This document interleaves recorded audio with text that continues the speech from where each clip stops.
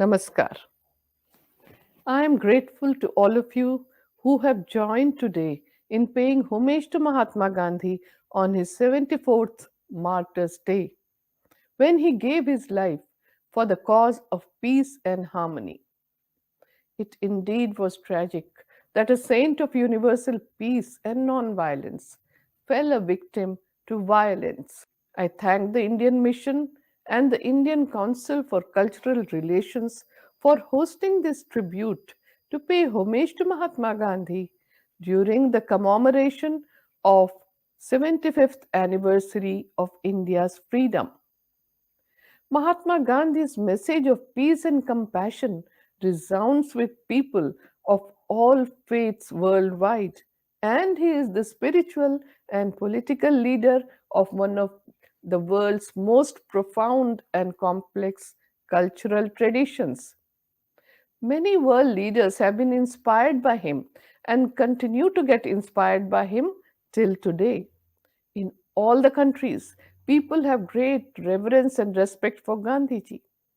Today, the world is faced with many kinds of conflicts and diverse types of crises. We see Mahatma Gandhi's emphasis on universal brotherhood and peaceful coexistence having an all time relevance.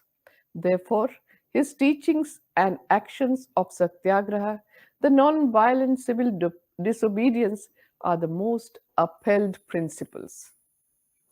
Today in the world, the emphasis is on human dignity and upholding the values of natural justice. There would be no better tribute to Mahatma Gandhi than to rededicate ourselves towards the cause of peace and mutual tolerance. Mahatma Gandhi is not only a freedom fighter but also a social and political revolutionary.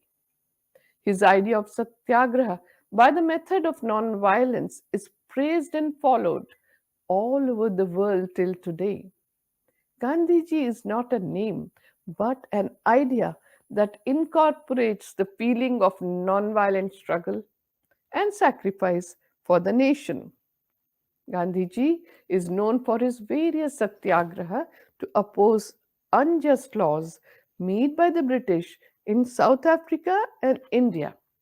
Some of the popular movements led by Mahatma Gandhi in India are the Champaran Satyagraha for indigo planters, Ahmedabad Mill Satyagraha for the mill workers, Kheda Satyagraha for peasants, Satyagraha against Rowlatt Act, Salt Satyagraha against the tax imposed on salt, and Quit India movement for freedom of India. There have been several successful experiences of Satyagraha in the past 50 years. Among the followers of Gandhiji in the 20th century who successfully launched their own Satyagraha against racial, religious, and economic injustice and struggle for human rights, one could mention names like Khan Abdul Ghaffar Khan, Dr. Martin Luther King Jr., Nelson Mandela, Lech Walesa, Václav Havel, Benigno Aquino Jr., and many others. In more than half a century, many around the globe drew inspiration from Gandhiji's method of satyagraha.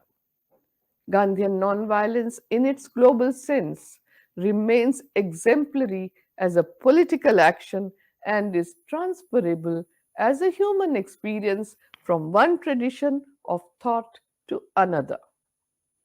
That is why the recent history of nonviolent action around the world has shown us clearly that satyagraha is a seed that can grow and flourish in other cultures and religions. Maybe this is the reason why and how Gandhiji had a profound theoretical and practical influence on moral and political leaders around the world. Gandhian nonviolence has been instrumental in political transition from authoritarian or oppressive rule for many decades.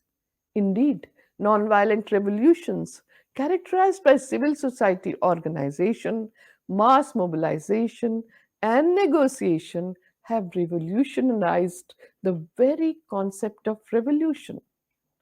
Long ago, long gone are the days when the very concept of revolution was synonymous with violent struggle from below and armed efforts at state capture or overthrow. One thing is certain, that is, Gandhiji had a global impact on the transformation of human societies in our time. Gandhiji, in short, was a leader with a global cause.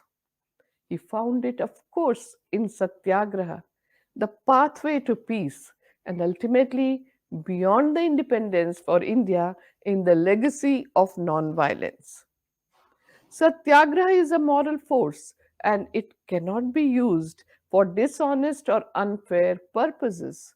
Gandhiji had said, and I quote, whenever there is evil, injustice, exploitation, social, economic, or political, Satyagraha can be resorted to. It must, however, be remembered that it is the last weapon and must be used only in the last resort when all other weapons of peace have been tried and have failed.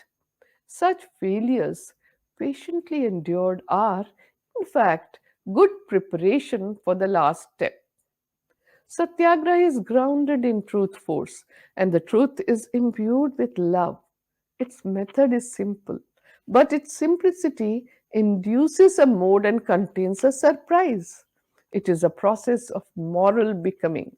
It is the application in the supreme crisis of moral energy against the forces that endanger the common human desire. In Gandhiji's many experiments with truth that he conducted for 50 years, he developed a technique of nonviolent action which today has attracted the attention of the world. He often called his method the science and art of Satyagraha, the power of truth, or the insistence on truth, or the application of soul force as distinct from physical force. The world admires Gandhiji's moral courage that brought forth a new method rooted in nonviolence, truth, virtue, dialogue, mutual respect, and self sacrifice, which is proving to provide a compelling avenue to solve modern conflicts. The character of our current era, that of secularism, materialism, and globalization, one is made to wonder if asceticism was merely an incidental factor in Gandhiji's method. Gandhiji's austerity was for him the prerequisite for his method of satyagraha. Can the modern world borrow Gandhiji's political strategies without accepting the personal practices that Gandhiji himself saw as essential to the struggle and still succeeded at the level Gandhiji did? Three great desires dominated Gandhiji's life. Whatever he thought or contemplated, whatever he said and wrote, whatever he did or achieved, bear ample testimony to the fact that he yearned to build up human life, to improve it, to reform it, to transfigure it, to make it a fitter instrument for transcending itself and for attaining the higher reaches in the spiral of evolution. He felt a sense of fulfillment more than ever when he was absorbed in doing something which built up and bettered human life. Gandhiji's whole soul rose against any evil in any form. To resist all evil was, therefore, his second desire. He would prefer death to submission to any evil. It was this urge that made him a lifelong crusader in the case of whatever he deemed good. He was a revolutionary, a crusader, and illness, age, nor preoccupations came in the way of responding to a call for fight against evil in any shape or form. The third most dominant desire in him was for love for peace. Every bit of him was for peace, for nonviolence. He said that man had no right to destroy what he could not create and to injure what he could not make whole. Better leave both to God, he would say, as he alone can do both. The evolution of the whole technique of nonviolent action is based on this dominant urge of his, that is, love for all beings. Gandhiji had a realization of the immanent presence of God or truth. It was that which made him declare that all life is one. Gandhiji had immense faith in the inherent goodness of human beings, and he believed that it would never fail to respond to nonviolence. Since he experienced a sense of identity with all living beings, he not only refrained from harming them, but when in conflict with them, he exposed himself to suffering and invited it during the effort to make the opponent convinced of the truth of his own contention. He had faith in the infinite power of suffering to convert the opponent. While Satyagraha, in its intense form, in its more complete facet, is a creed, a way of life, as laid down and lived by Gandhiji himself, in its broader aspects, it may be said to be a non-violent weapon for the use of individuals as well as groups and masses in fighting against all evil and injustice, social, economic, and political. It is an alternative to all kinds of weapons and remedies which involve hatred and violence to person and property. The social organization of the Satyagraha was designed not only for civil resistance directed at the British colonial system, but also to model the new social order that the thousands of freedom fighters wished to put in its place, inspired and guided by Mahatma Gandhi. In 1918, on Gandhiji's call, Sardar Vallabhbhai Patel quit his hard earned job as a barrister and joined the movement to fight for exemption of taxes in Kheda district in Gujarat state of India at the time of plague and famine. He joined Gandhiji's non cooperation movement in 1920 and traveled across India to recruit 3 lakh members. He also collected more than 1.5 million rupees as fund for the movement. In 1928, he led the Satyagraha in Bardoli district in Gujarat state of India, which was an object lesson in the method of voluntary suffering to oppose the brute force of the government. Sardar Patel's leadership were is seen in his unique courage, forthright diplomacy, and the expertise of a master tactician. Gandhiji offered his years of experience, his philosophy of satyagraha, and the charisma that attracted the world. After Satyagraha in Bardoli, Sardar Patel was the main pillar in all the subsequent satyagrahas for the Indian freedom struggle led by Gandhiji. Later on, Sardar Patel became the first deputy prime minister of independent India. In 1930, the leaders of the freedom movement like Sarojini Naidu, Kamla Devi Chattopadhyay, and Khurshid Nauroji, to name a few, joined the Salt Satyagraha led by Gandhiji. When Mahatma Gandhi was arrested, he appointed Sarojini Naidu as the new leader of the campaign. Mahatma Gandhi inspired this unprecedented movement of Indian women out of their homes in the cause of the nation's struggle.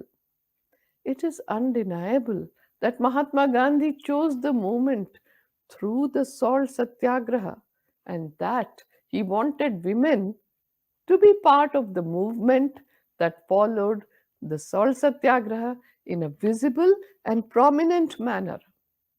In his 50 years of public life in three continents, Gandhiji emerged as the voice of the voiceless, which inspired social reformers, activists, political thinkers, and fighters for individual liberty and civil rights the world over.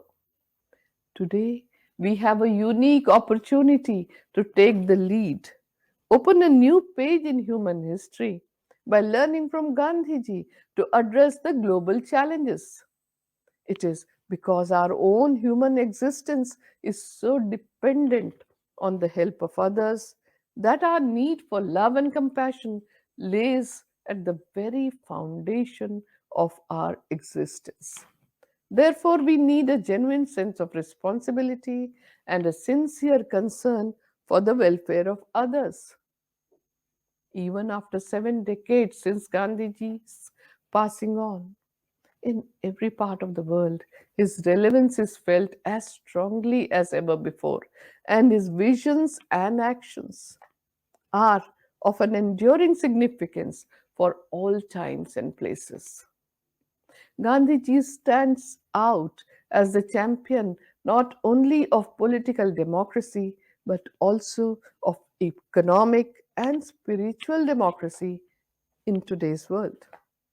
Gandhiji's belief that moral degeneration is the root cause of all evils, including conflicts, stands the test of time. On January 30th, 1948, it was a routine day for Gandhiji. He told his grandniece Manu that the lethargy about other things could be tolerated, but not regarding prayers.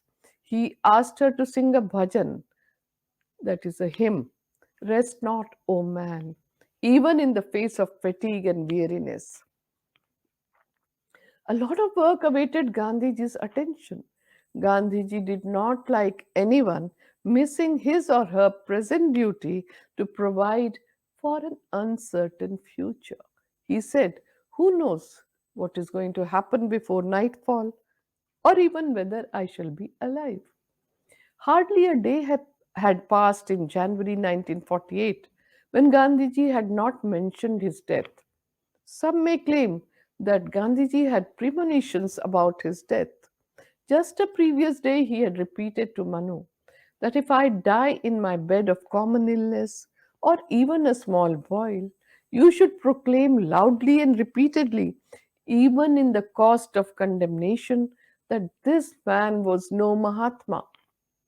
But if I die while going for prayer and a man comes face to face and fires bullets at me, which I accept in my chest with the name of Rama on my lips, and if my mind is free from all the hatred for the killer, tell them that he was a true devotee of God.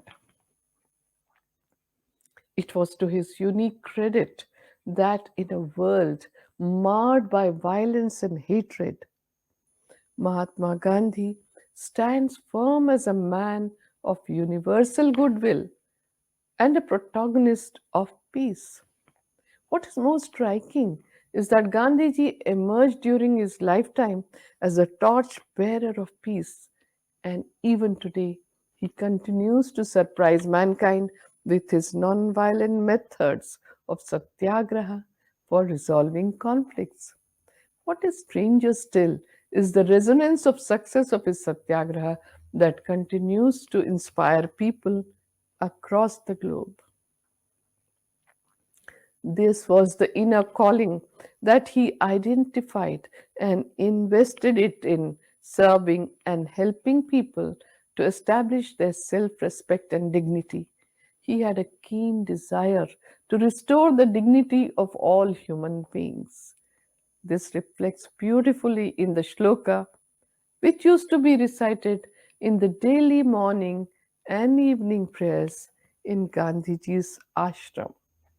न त्वहं कामये राज्यं न स्वर्गं न पुनर्भवं Kamaye dukkha taptanam praninam artinashanam.